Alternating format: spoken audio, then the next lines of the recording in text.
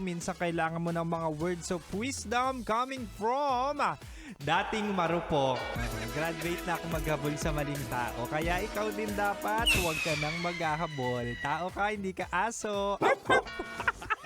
Ay bibigay ko ang 3 paraan para hindi na bumalik sa ex mo, lalong-lalo na kung hindi naman kayo healthy relationship. Diba? Ay nako, para hindi ka na bumalik, alalahanin mo kung bakit kayo nag-break. Diba? Basic na basic. Alalahanin mo kung paano kanya pinagpalit.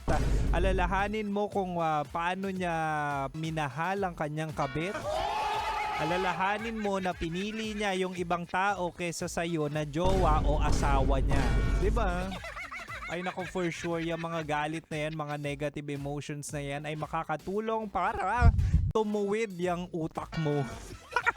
Kumbaga kapag niluwa na, wag nang kainin pabalik, wag ka masyadong baboy. Diba? Totoo naman. O, pangalawa, sabi ko kanina, mahal, para hindi na bumalik sa ex, ay nako, bawas-bawasan ang mga dahilan kung bakit mo siya namimiss o naaalala. Diba? Limitahan yung communication as much as possible nga eh. Wala ng communication. At wag ka na rin magbabackread ng mga chat nyo dati. Diba? Pati na rin yung mga makakapagpaalala sa kanyang kaswitan, 'di ba? Kung paano kanya inuuto dati. Huwag mo nang balikan. Kung kaya mo ngang itapon o sunugin yung mga binigay niya, ay naku, gawin mo para sa peace of mind mo.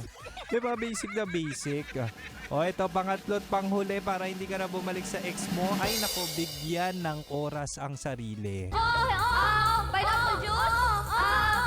At the end of the day, it's all about self-love. It's all about self-awareness. It's all about pag-iisip ng tama.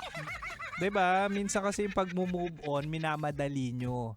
At nape-pressure kayo sa mga tao sa paligid. Ang bagal mo naman mag-move on. Hindi ka pa nakaka-move on sa maling tao. Bakit ka ganyan?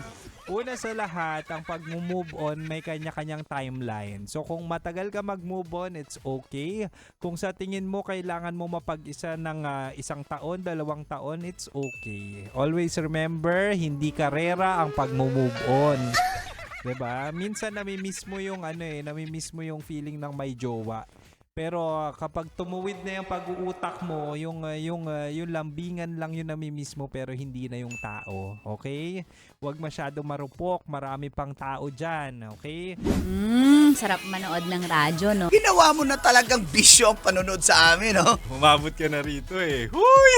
Kaya kung gusto mong tuloy-tuloy pa ang tawanan, Iyakan at kiligan, aba, i-like mo na ang video na ito. at mag-comment ka na rin, kabisyo. Hit mo na rin ang notification bell. Para updated ka sa mga kaganapan namin dito sa Love Radio. Kailangan pa bang i-memorize yan? Basic.